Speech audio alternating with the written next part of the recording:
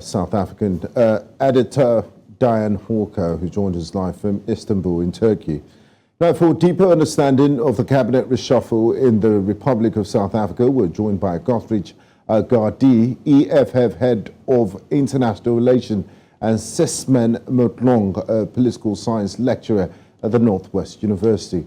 Now, Sysman, it's been delays and delays. This much anticipated cabinet reshuffle is finally over. What could have been the reason behind the delays?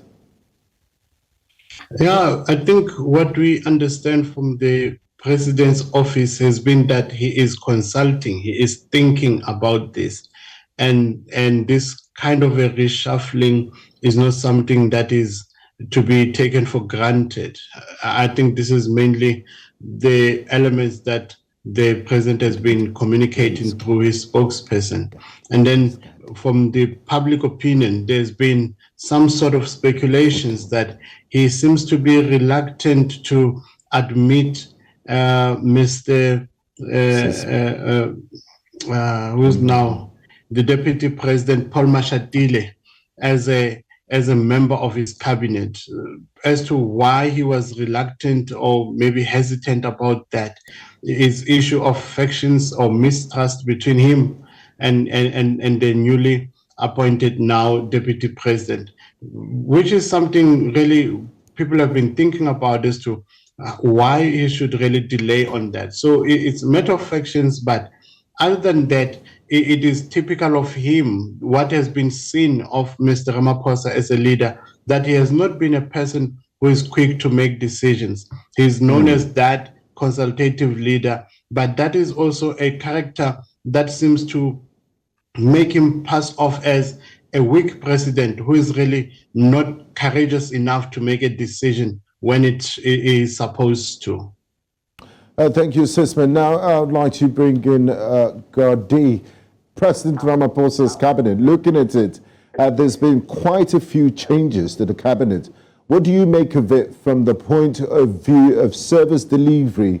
Do you think the president made the right choices? Well, I didn't get your question very well because the communication, the signal is very low. But if you need a comment of the economic freedom fighters in terms of the shuffle that has just been announced by the president, we can tell you upfront that it's not impressive. He should have actually reshuffled himself because what he has done is just shifting of chairs and just exacerbating the problems of the country by just appointing very incompetent people with a history of retrenching 6,000 workers from the post office of South Africa and just rewarding loyalty and obedience to his agenda of empowering capital and the white people of South Africa. Thank you, Godrich. Now, I'd like to bring back Sysman into this conversation. Now, Sysman, from where you sit politically, what do you make of those changes? Do you think the president has met public expectations? And is this the A-team to take ANC to win in elections come 2024?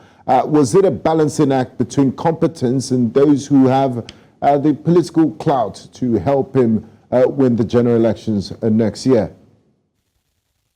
Yeah, I think this is what the president readily admits to when he starts his presentation. First, he says, I'm not going to do an overhaul here. And why is I'm not doing an overhaul is because I'm looking at the aspect of duration. This is roughly a year into the next elections. Therefore, it doesn't make sense if I should overhaul. And then the question in terms of does he meet expectations in that regard? We'll say no, because what we seem to understand from public opinion was that he will do an overhaul. He would do a big shift in terms of appointing. But he says, no, what I want to do is occupy or fill the existing vacancies in cabinet. Then it could be disappointing because it means he is still retaining a large number of people who are still within his cabinet. And that is something that others, I think, one of the comments that I saw after this was that the Zondo Commission has spoken about people like Zizukoto, and the president is not doing anything about disciplining him. Instead, he retains him in a senior executive leadership. Then there are those kind of disappointments around him.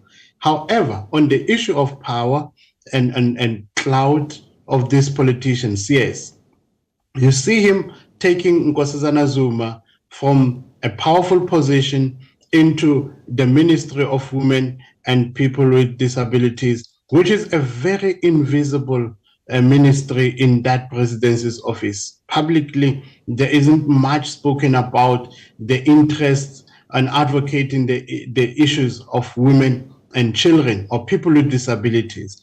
Therefore, you see that he is demoting her, but not throwing her out of the position of power, but keeping her closer as if he's appeasing her.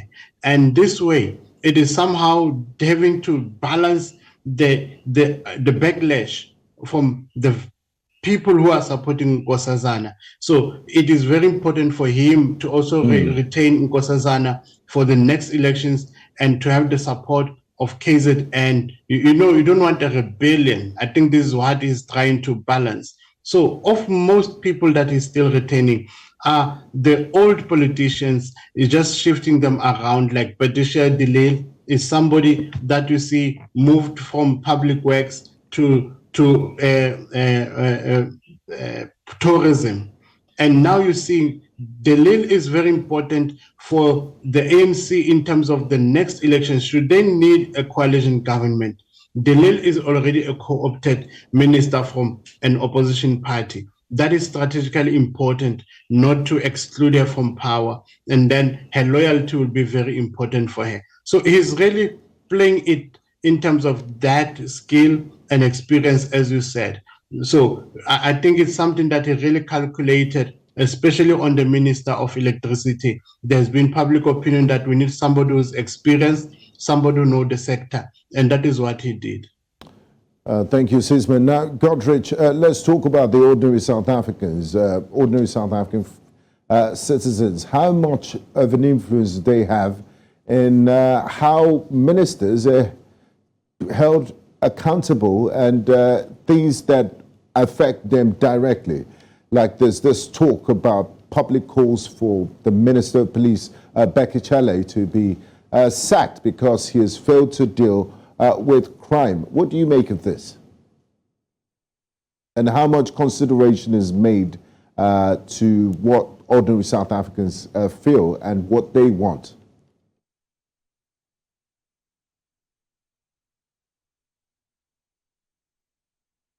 Hello, Godrich, are you there? Okay, we seem to... Yes, okay, go please. Yes, I'm here. I can hardly hear you, but all we can say is that the people of South Africa needs to demonstrate on the 20th of March on the national shutdown that we have called upon, to demonstrate to the whole world, Africa and South Africa in particular, that Mr. Ramaphosa should resign. He has failed this country. Today we have received information that even the South African Revenue Services does not know anything about the $1 million that he has laundered. He is guilty of illicit cash flows and money laundering. He has got no moral authority to even announce the cabinet reshuffle except to reshuffle himself, because all what we see is that he is retaining all the failures of the ANC in government. He is perpetuating inequality, poverty, and unemployment in South Africa. The ANC must go. There's no need even to speak about cabinet reshuffle. We must speak about how to get him removed even before the elections next year. Thank you very much, Godrich Gardi and Sysman Motloung, for your insights and contribution. Thank you.